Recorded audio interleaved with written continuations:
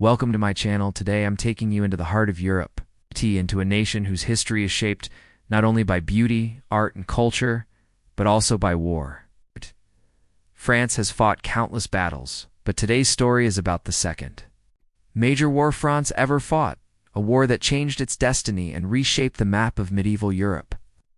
This is the story of France versus the Vikings, the second great conflict in French history, a struggle that tested the kingdom long before it became the powerful nation we know today. More than 1,000 years ago, France was not the France we see now. It was a land of small villages, wooden bridges, stone churches, and quiet rivers flowing through fields. People lived simple lives, farming the land, raising cows and sheep, and trying to survive each winter. But beyond the calm horizon, a new danger was rising. Long wooden ships with dragon heads carved in the front, slicing through the sea like knives. Inside those ships were warriors known across Europe for their fearlessness and brutality. They were the Vikings, coming from the cold lands of the North Norway, Denmark, and Sweden. France's Second Great War came when these Viking raiders began attacking its coasts, its rivers, its cities, and even its capital. No one was ready for the storm that was coming. Their ships were fast, their warriors were fierce, and their leader was a man whose name would never be forgotten, Ragnar Lothbrok, the legendary Viking king. It began on a cold morning along the northern coast of France, near the region we now call Normandy. The fishermen saw strange shapes on the horizon. At first they thought it was fog or birds, but then the shapes grew larger, clearer, sharper. Long boats with red and white sails, shields hanging on the sides, rowers moving in perfect rhythm. And in the front of the lead ship stood a tall man with braided hair, holding an axe that glinted like silver in the sun. Ragnar had come. The French villages near the coast were the first to fall. The Vikings attacked with a speed that shocked everyone. They burned houses, captured food, destroyed farms, and took whatever they wanted.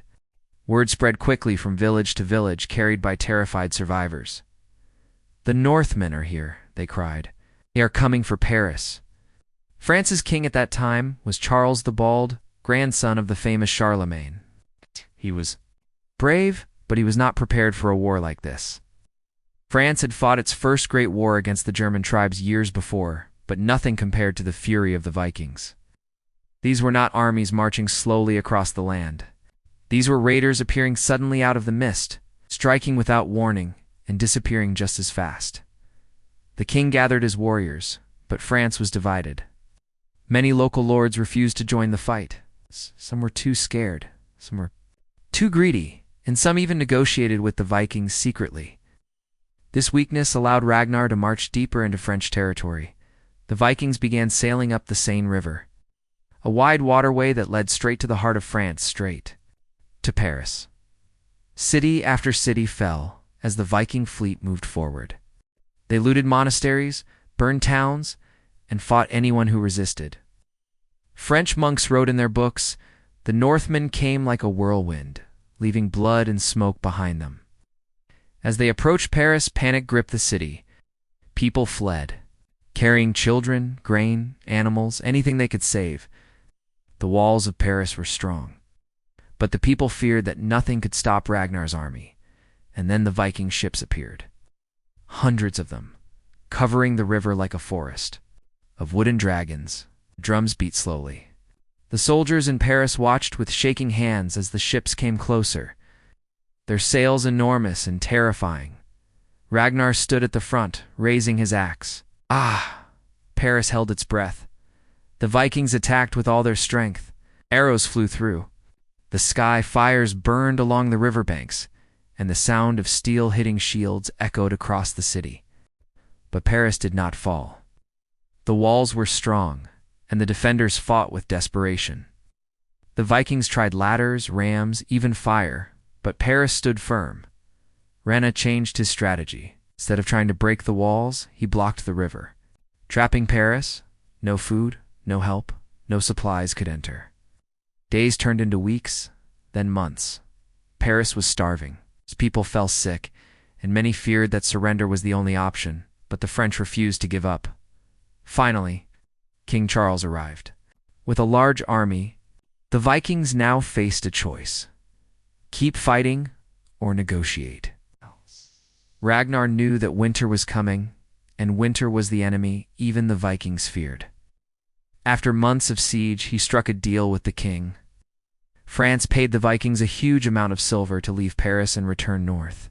It was a painful decision for France, but it saved the city. However, this did not end the war. The Vikings returned again and again for many years. They attacked other French regions, especially the north. The war seemed endless, and France looked weaker each year. But then came a turning point. A Viking leader named Rollo, one of the most feared warriors of his time, led a massive attack on northern France. He was taller than most men, strong as iron, and known for his brutal fighting style. For years he destroyed French towns and cities, but instead of paying him silver, the French king made an extraordinary decision, a decision that would change history. In the year 911, King Charles the Simple offered Rollo a deal. Stop attacking France, protect the northern coast, and in return, France will give you land. That land became Normandy, named after the Northmen. Rollo agreed. He settled his warriors in France, married a French princess, and became the founder of the Norman people. This marked the end of the second major war France fought, the long Viking conflict.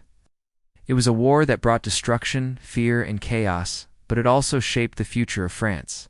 The Vikings did not destroy the country, they became part of it.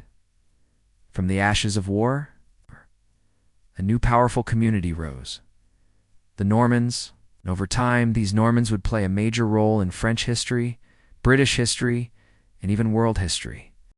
They built castles, developed new laws, and became some of the most elite warriors in Europe. France survived the storm. France grew stronger. France learned that even the fiercest battles can shape a nation for the better. The war with the Vikings ended, but its legacy lived on for centuries. The memory of Ragnar's ships, Rollo's bargain, and the siege of Paris remained forever written in the story of France, a story of courage, survival, and transformation. And that is how France fought its second great war, not with a neighboring kingdom, but with the unstoppable warriors of the North. A war that reshaped history and created a new chapter for the nation we know today. Thank you for listening. And if you want more historical stories like this, make sure you stay with the channel because many more are coming.